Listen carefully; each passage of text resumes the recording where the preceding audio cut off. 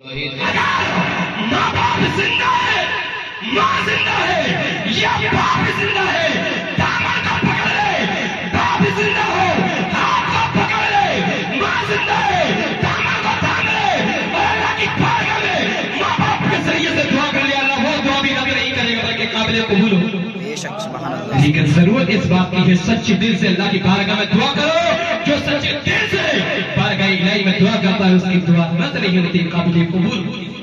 اور جب ماں باپ کے ذریعے سے ان کے وسیلے سے جب اللہ کی بارگاہ میں دعا قبول ہوتی ہے تو پھر اللہ نے جس کو ولیوں کو ولی کہا ہو، جس کو ولیوں کا سردار بنایا ہو، اگر دعا کر لے دعا قبول کیوں نہیں ہوگی؟ اللہ اکبر کہنے کا مطلب یہ ہے کہ ہم غوث اعظم کے ماننے والے ہیں، ہم بڑے پیر کے ماننے والے ہیں، اور صرف نعرہ لگانے سے کام نہیں چلے گا کہ ہم غوث کے ماننے والے ہیں، ہم خواجہ کے ماننے والے ہیں، ہم قطب عالم کے ماننے والے ہیں، ہم شاہ عالم کے ماننے والے ہیں، ہم معاصر ملت کے ماننے والے ہیں، ہم اعلیٰ حضرت کے ماننے والے ہیں، ہم نظام الدین کے ماننے والے ہیں، ہم علاء الدین کے ماننے والے ہیں، ہم قطب الدین کے ماننے والے ہیں۔ ماننے والے تب ہوں گے جب ان کے نقشے قدم پر چلو گے، اور ان کا قدم تھا اللہ کی عبادت، اللہ کی ریاضت، اگر رب کی بندگی کر لی تب ان کا دامن تھامنے والے اصلی کہتے ہیں۔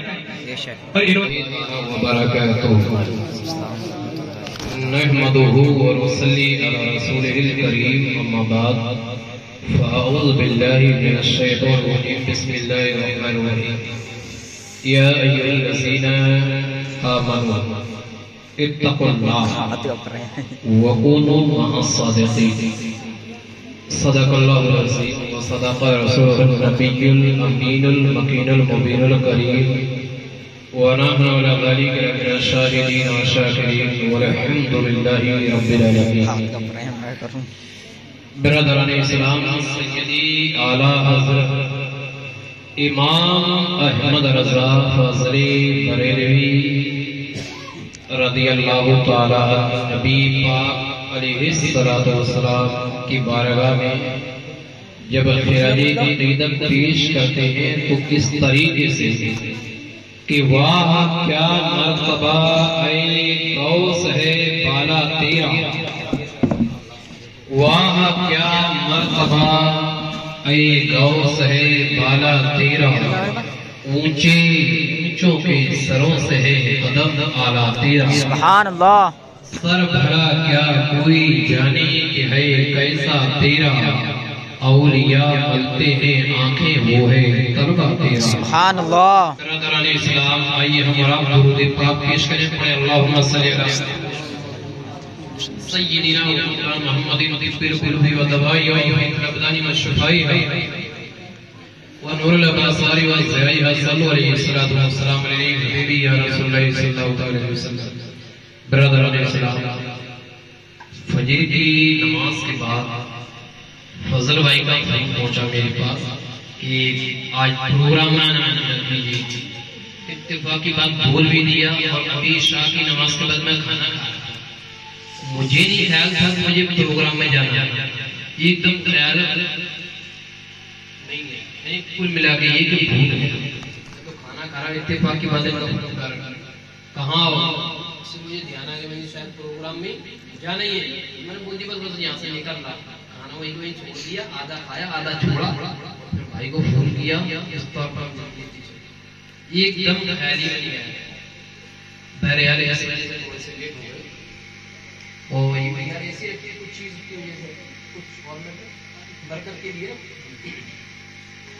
قرآن مقدس کے اندر اللہ ارشاد فرماتا ہے یا ایھا الذین آمنوا، یعنی اے ایمان والو، اے مسلمانوں، اے مومنوں، اتقوا اللہ، اللہ سے ڈرو، اللہ سے ڈرو، وَقُومُوا مَعَ الصَّادِقِينَ، اور سچوں کے ساتھ ہو جاؤ، اللہ سے ڈرو اور سچوں کے ساتھ ہو جاؤ، اسی میں نجات ہے، اسی میں کامیابی ہے۔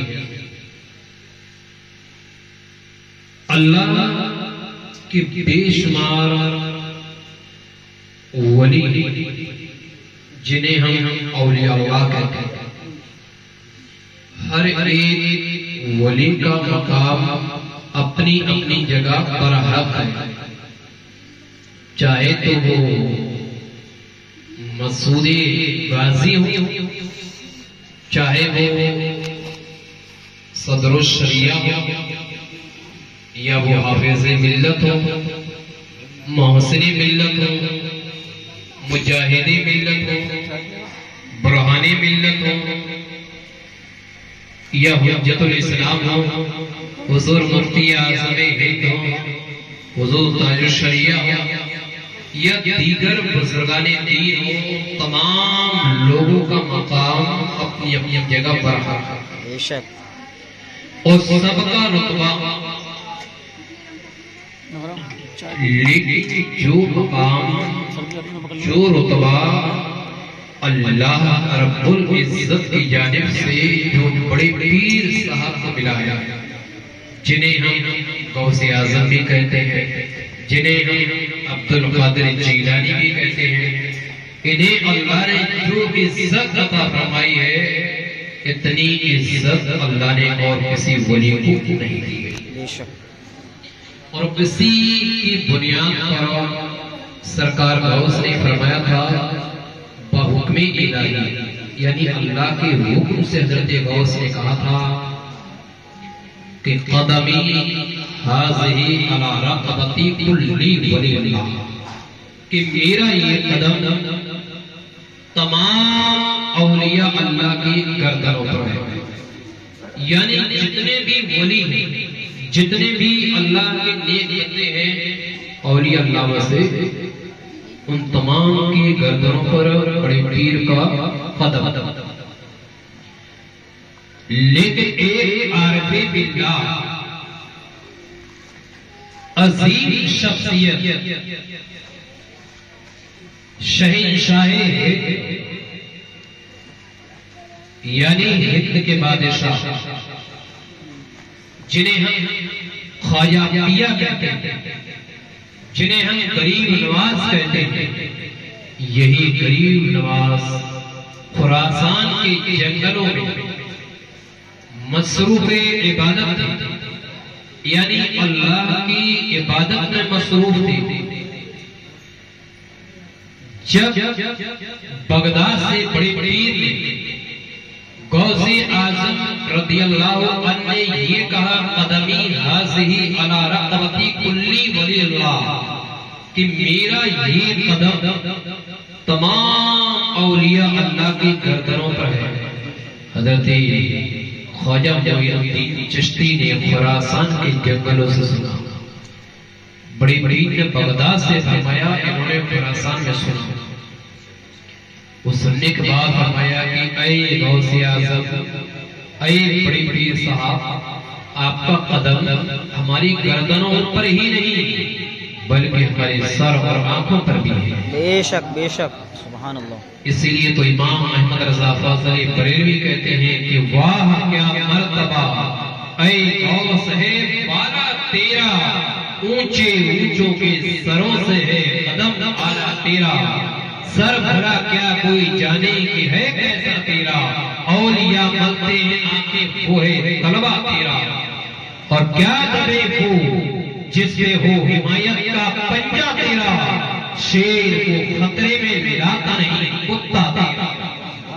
برادران اسلام، بڑی پیر کا بڑا مقام، بڑا درجہ ہے، اور ان کا درجہ صرف ایک عام انسانوں ہی پر نہیں، صرف غوث کا دبدبہ چرید اور پرندہی کے اوپر نہیں تھا، غوث کی حکومت صرف انسانوں پر ہی نہیں بلکہ جناتوں کے اوپر بھی حضرت غوث کا دبدبہ رہتا تھا، ایسا دبدبہ رہتا تھا کہ بڑی پیر کی ایک بڑی سچی مرید تھی، غوث کی بڑے چاہنے والی تھی، سرکار غوث کی مرید ایک دن اپنی چھت پر چڑھ جاتی ہے، اور جب چھت پر چڑھ جاتی ہے تو اتفاق کی بات یہ ہے کہ ان کی بچی بھی ان کے ساتھ چڑھ جاتی ہے، حضرت بڑے پیر کے ساتھ، حضرت بڑے پیر کے مرید کے ساتھ ان کی بچی چھت پر ٹہل رہی تھی، لیکن کچھ وقت ایسا کیا گزرا تھا کہ ان کی بچی چھت پر جیسے ٹہلنے گئی، اتفاق کی بات کہ ایک جن آیا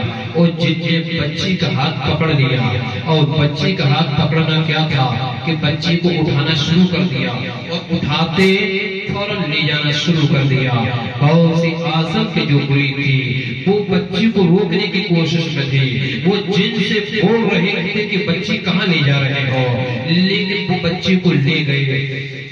جب بچی کو لے جاتا ہے، بڑے پیر کی خدمت میں حاضر ہوتا ہے، روتا اور بلکتا ہوا آتا ہے اور یہ کہتا ہے بڑے پیر میں ہلاک ہو گیا، بڑے پیر صاحب میں برباد ہو گیا، غوث اعظم میں برباد ہو گیا۔ غوث اعظم نے کہا کیا بات ہے، بات تو بتاؤ۔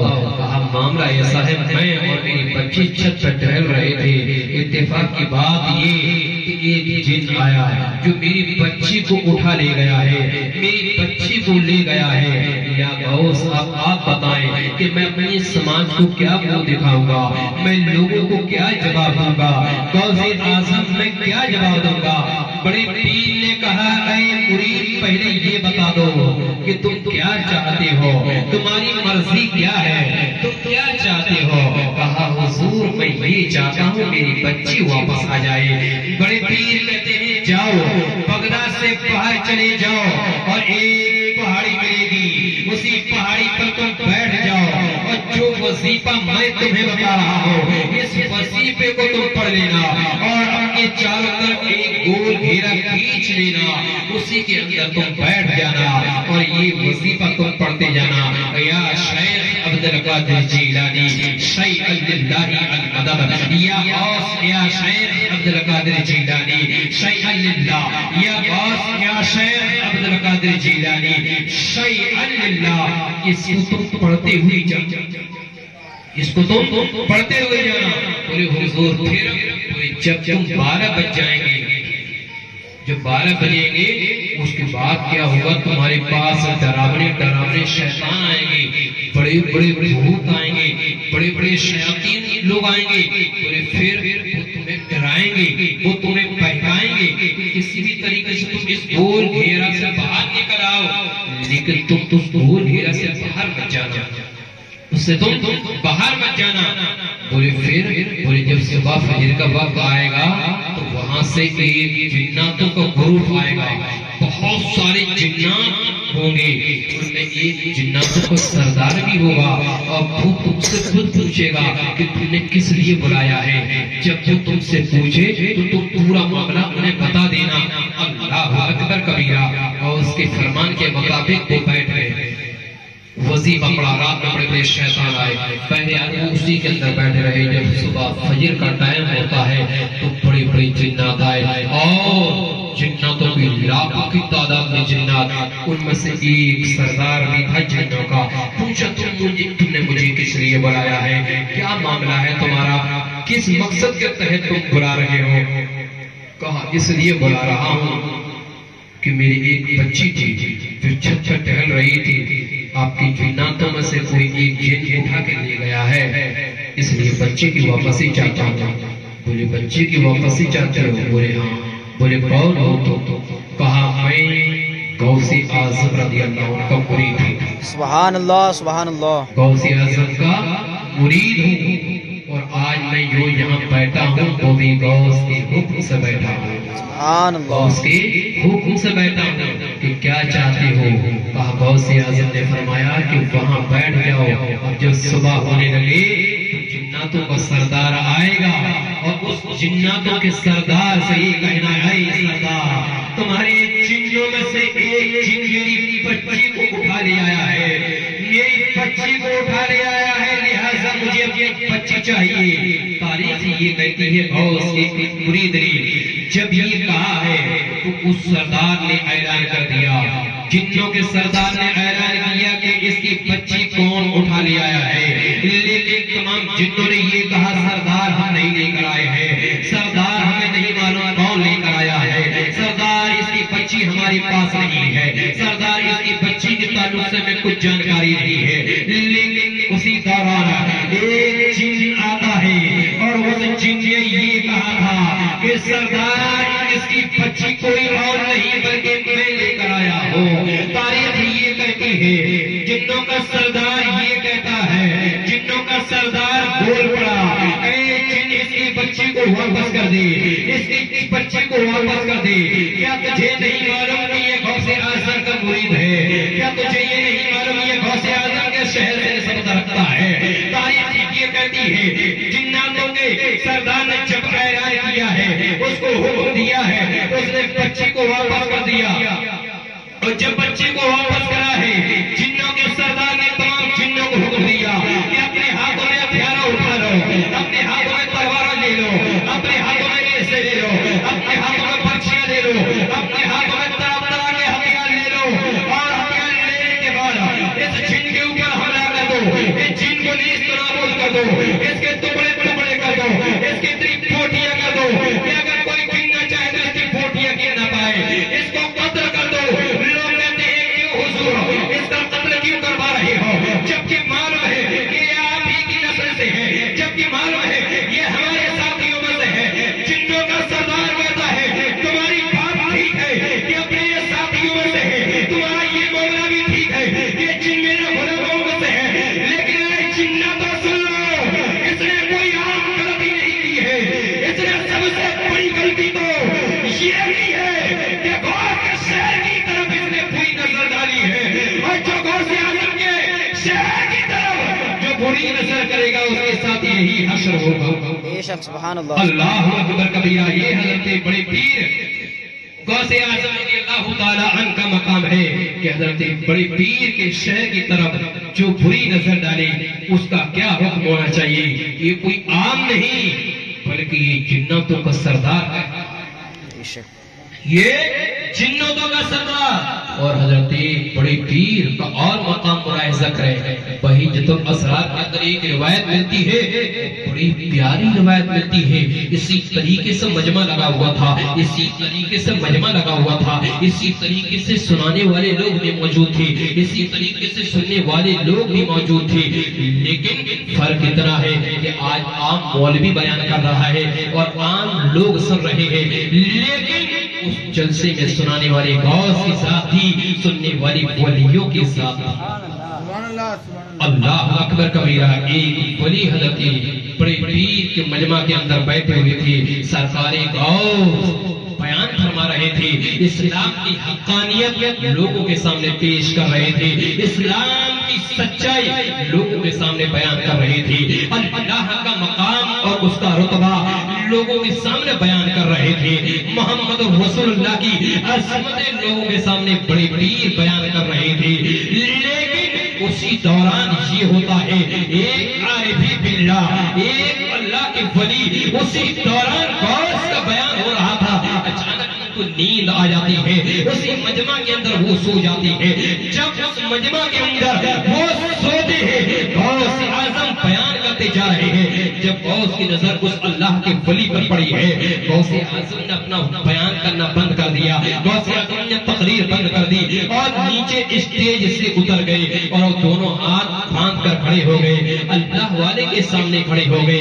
اتفاق کی بات جب ان کی آنکھیں کھلتی ہیں وہ حیرت میں پڑ جاتے ہیں اور یہ کہتے ہیں غوث اعظم ابھی میں آپ بیان کر رہے تھے، آپ بیان کر رہے تھے اور خام میں محمد رسول اللہ کی زیارت کر رہا تھا، خام میں محمد رسول اللہ کی زیارت ہو رہی تھی. غوث اعظم فرماتے ہیں سن لو، تم تو میرے نانا جان کو خام میں دیکھ رہے تھے، لیکن پروردگار کے فضل سے اور اسی نانا کی عنایت سے یہ بات جو تم خام دیکھ رہے تھے وہ تمہارے چہرے کو دیکھ کر اپنے نانا کی زیارت میں لگا ہوا ہے. سبحان اللہ سبحان اور اللہ. میں اپنی نانا کی زیارت کر رہا تھا اور پھر میرے دل کو گھبرانا تھا کہ غوث اعظم اپنے نانا کا دیدار کرے اور بیان کرے، اس لیے میں نیچے اتر آیا ہوں اسٹیج سے اور اپنے نانا کا درود و سلام بھیجا. سبحان اللہ.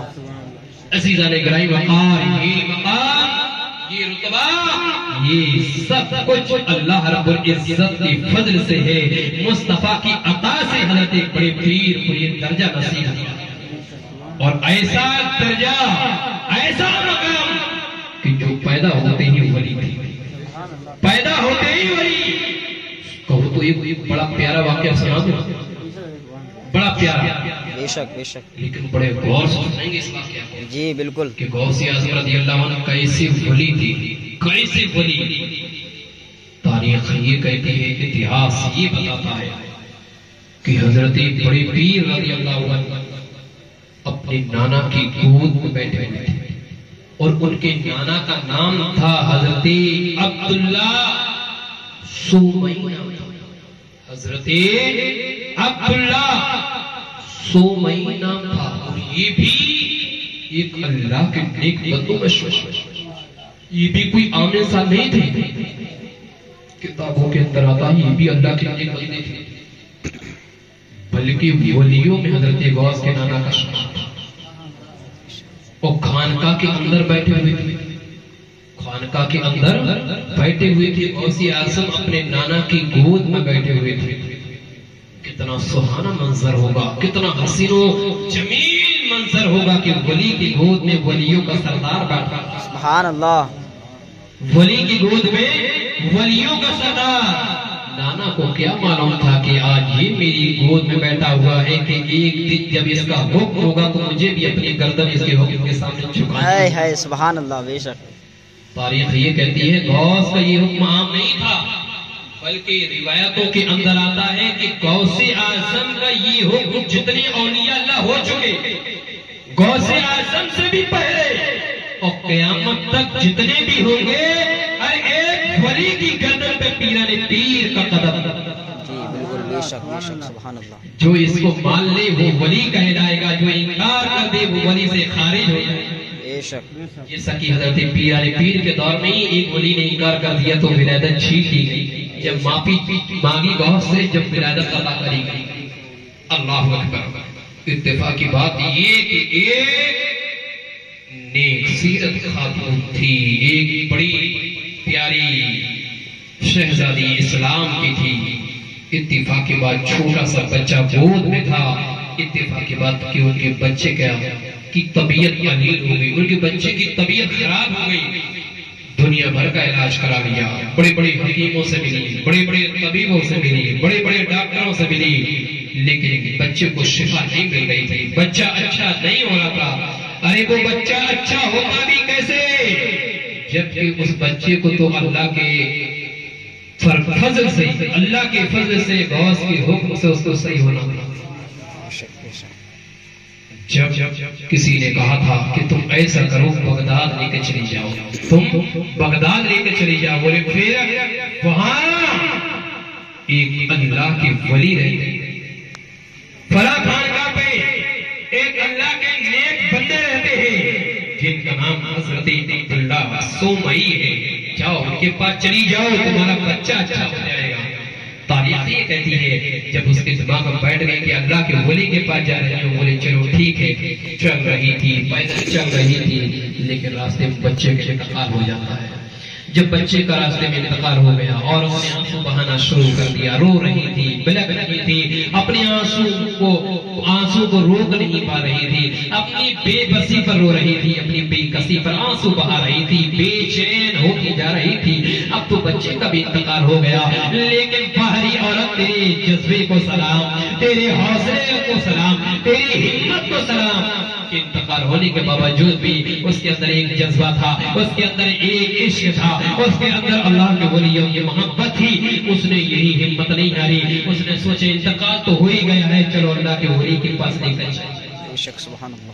اور جب لے کر آئی ہے، دربار نے کہا کہاں جا رہی ہو؟ کہا عبداللہ سومئی سے ملنا ہے، سنا ہے کہ وہ ایسے ایسے ولی ہے، میرے بچے کی طبیعت خراب تھی، اتفاق کی بات ہو اس کا انتقال ہو چکا ہے۔ انہوں نے کہا چلو ٹھیک ہے، وہ جاتے ہیں حضرت عبداللہ سومئی کے پاس اور یہ کہتے ہیں ایک عورت آئیے، اتنی دور سے آئیے، فلاں مقام فلاں جگہ سے آئی ہے، اس کا بچہ بیمار تھا، اب اس کا بچہ انتقال ہو چکا ہے۔ غوث اعظم اپنے نانا کی گود میں بیٹھے ہوئے تھے، فوراً غوث اعظم کھڑے ہو گئے، بولو سبحان اللہ، سبحان اللہ، اور زور سے سبحان اللہ، سبحان اللہ۔ غوث اعظم جیسے ہی کھڑے ہوئی، غوث جیسے ہی کھڑے ہوئے، اب گود میں بیٹھنے والا کوئی 15 سال کا نہیں تھا بلکہ 6 سال کا غوث تھا۔ سبحان اللہ، فوراً کھڑے ہوئے، ادھر غوث کھڑے ہوئے، پیچھے نانا کھڑے ہو گئے، ادھر غوث کھڑے ہوئے، پیچھے غوث اعظم کے نانا کھڑے ہو گئے، اور جب غوث اعظم رضی اللہ عنہ چلنا شروع کر دیتے ہیں، پیچھے نانا چل رہے تھے، آگے غوث چل رہے تھے، پیچھے نانا، آگے غوث، پیچھے نانا، آگے غوث۔ حضرت غوث اعظم جیسے ہی نکلی، بچے کو دیکھا غوث نے، عورت کو دیکھا تو بچے سے فرمایا، اے بچے کھڑا ہو جا، بچہ کھڑا ہو جا۔ تاریخ یہ کہتی ہے غوث کا فرمان کیا ہوا کہ بچہ فوراً تل ملا اٹھا، بچے کے اندر فوراً جان۔ اور جیسے نانا پیچھے دیکھ رہے تھے، نانا نے دیکھا بچہ زندہ ہو گیا، ایک چھڑی اٹھائی، حضرت بڑے پیر کے پیچھے دوڑنا شروع کر دیا۔ غوث اعظم آگے دوڑ رہی تھی، نانا پیچھے دوڑ رہے تھے، غوث آگے دوڑ رہے تھے، نانا پیچھے دوڑ رہے تھے۔ غوث اعظم دوڑتے دوڑتے قبرستان گھس گئے، اور قبرستان میں جیسے بڑے پیر گھسے ہیں، کہا مردوں کھڑے ہو جاؤ، نانا آ رہے ہیں۔ سبحان اللہ سبحان اللہ۔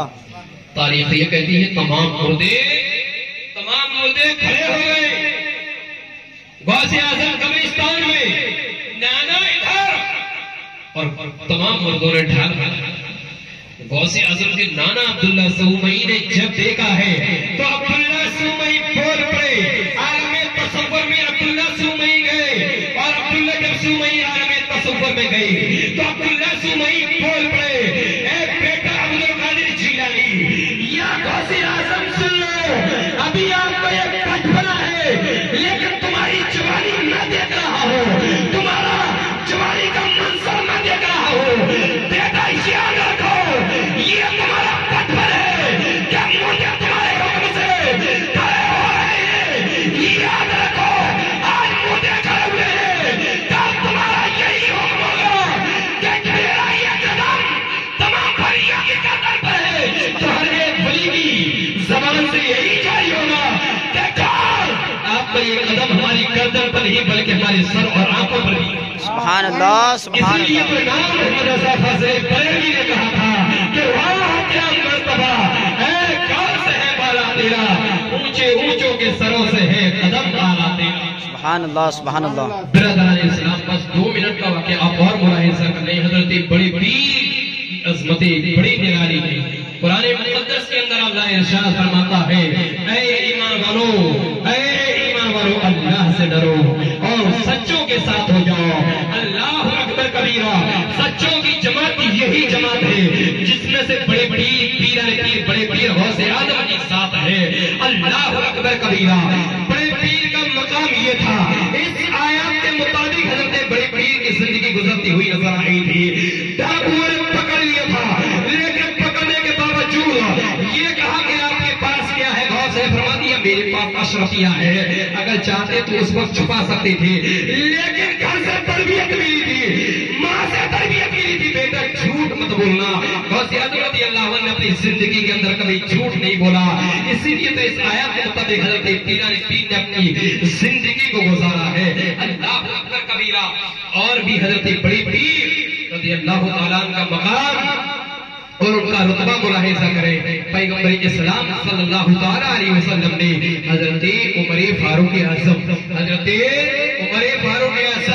اور مولائے کائنات شیر خدا یعنی حضرت علی مرتضیٰ، ان دونوں کو بھیجا کس کے پاس؟ حضرت ویسی قرنی کے پاس۔ دونوں صحابی تھے، صحابی جا رہے تابعین کے پاس۔ کس کے پاس؟ تابعین۔ حضرت عمر جو تھے اور حضرت علی تھے، یہ تھے صحابی، اور ویسے قرنی جو تھے یہ تھے تابعین۔ رسول پاک کا زمانہ اور حضرت اویس قرنی کا زمانہ ایک رہا، زمانہ ایک تھا، لیکن آمنے سامنے کبھی ملاقات نہیں ہوئی تھی، اس لیے تابعین۔ جس حضرت خواجہ غریب نواز کا زمانہ اور بڑے پیر غوث کا زمانہ ایک تھا، دونوں کا ایک، لیکن ملاقات کبھی نہیں ہوئی۔ آپ نے قوالی میں سنا ہوگا کہ حضرت غریب نواز غوث اعظم کے پاس قوالی سننے گئے، کسی نے سنا ہے؟ غوث اعظم کے پاس کون گئے؟ خواجہ غریب نواز، قوالی سننے۔ تو غوث اعظم نے قوال کو بلایا، مردے کو بلایا، قوال آیا اور قوالی سنائی۔ اس کی کوئی اصل نہیں ہے، کتابوں کے اندر اس کی کوئی اصل نہیں ہے۔ ہاں اس میں سچائی ضرور ہے کہ حضرت بڑے پیر نے اس مردے کو جو قوات تھا اس کو زندہ ضرور کیا تھا، اس کو زندہ ضرور کیا تھا۔ اور خواجہ معین الدین کا زمانہ ایک، لیکن آمنے سامنے کبھی ملاقات ان کی نہیں ہوئی۔ اب دونوں صحابی عمر فاروق اعظم مولا کائنات جاتے ہیں اویس قرنی کے پاس، کس کے حکم سے؟ اللہ کے نبی صلی اللہ علیہ وسلم کے حکم سے کہ اے عمر اور اے علی جاؤ ان دونوں اویس قرنی کے پاس اور میری قمیص بھی لے جاؤ، اویس قرنی کو دے دینا۔ کس کو؟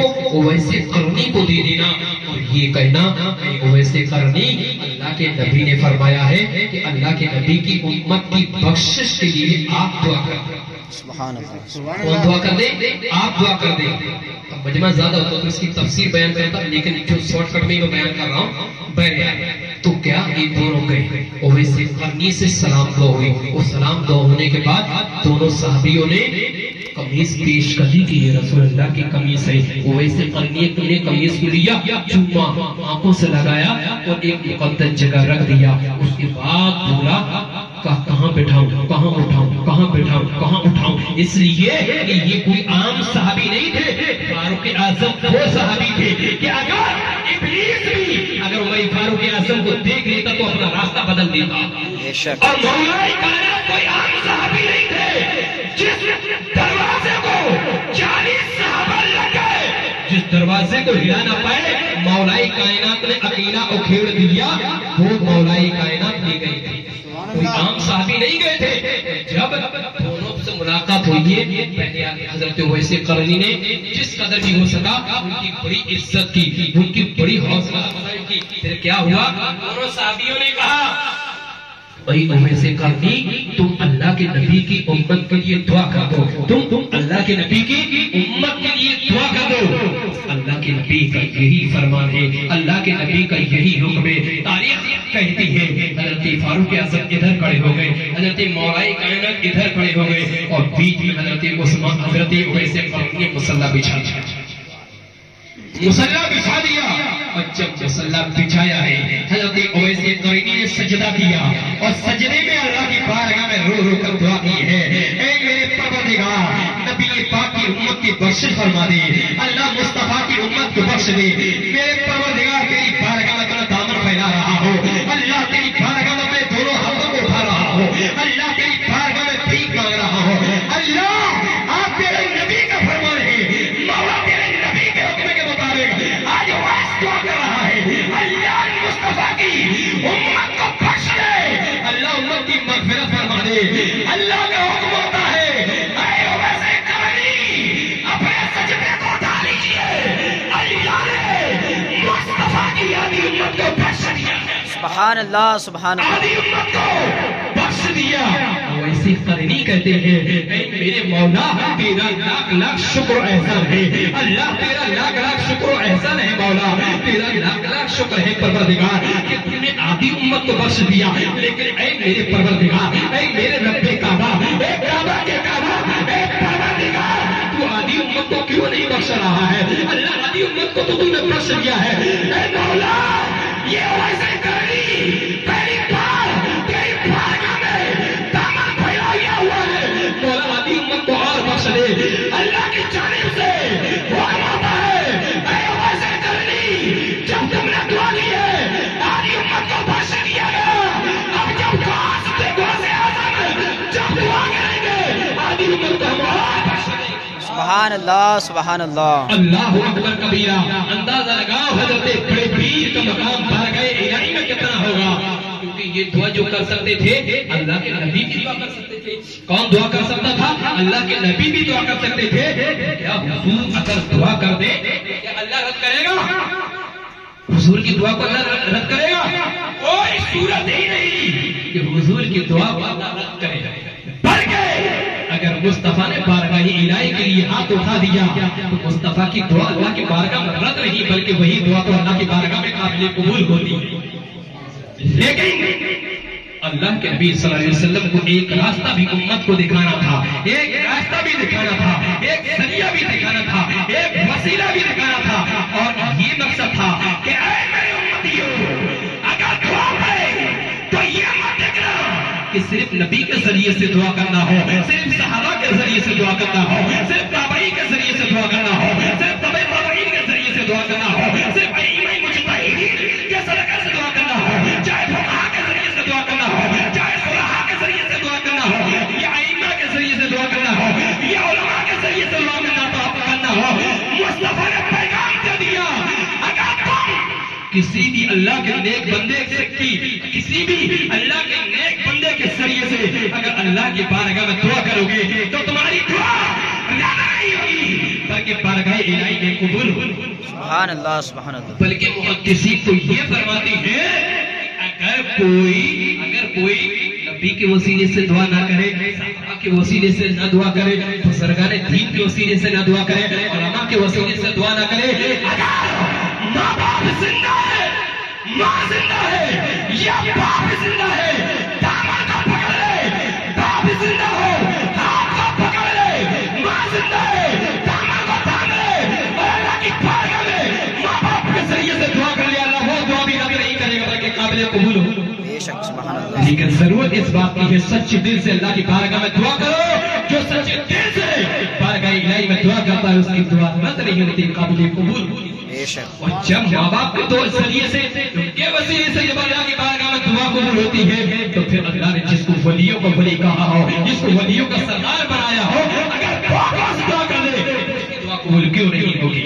اللہ اکبر کہنے کا مطلب یہ ہے کہ ہم غوث اعظم کے ماننے والے ہیں، ہم بڑے پیر کے ماننے والے ہیں، اور صرف نعرہ لگانے سے کام نہیں چلے گا کہ ہم غوث کے ماننے والے ہیں، ہم خواجہ کے ماننے والے ہیں، ہم قطب عالم کے ماننے والے ہیں، ہم شاہ عالم کے ماننے والے ہیں، ہم معاصر ملت کے ماننے والے ہیں، ہم اعلیٰ حضرت کے ماننے والے ہیں، ہم نظام الدین کے ماننے والے ہیں، ہم علاء الدین کے ماننے والے ہیں، ہم قطب الدین کے ماننے والے ہیں۔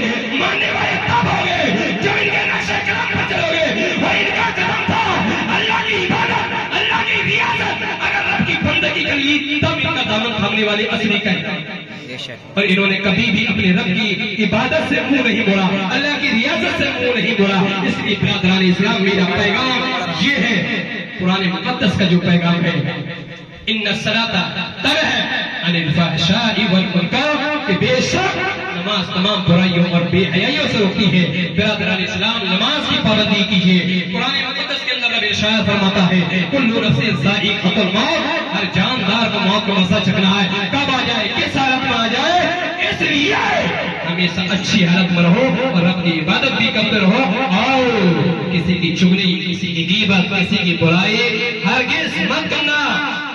جتنی دیر تم چغلی کرو گے، جتنی دیر تم برائی کرو گے، اگر اس وقت کو تم نے چغلی، برائی، غیبت میں اگر نہ دیا، اسی وقت کو اپنے امام کی خدمت میں لگا دیا تو یہ بھی اللہ کی بارگاہ میں تمہارا وقت قبول ہوگا۔ اس لیے زیادہ سے زیادہ اپنے امام کی بھی خدمت کریں، اپنے رب کی بھی عبادت کریں، اپنے ماں باپ کی بھی دعائیں لیں اور تمام لوگوں کی دعائیں لیں۔ اللہ کی بارگاہ میں دعا ہے رب تعالیٰ تمام کو ان باتوں پر عمل کرنے کی توفیق عطا فرمائے۔ اللہ غوث اعظم کے فیض و برکات سے تمام کو ہمارا مال عطا فرمائے۔ السلام علیکم ورحمۃ اللہ وبرکاتہ۔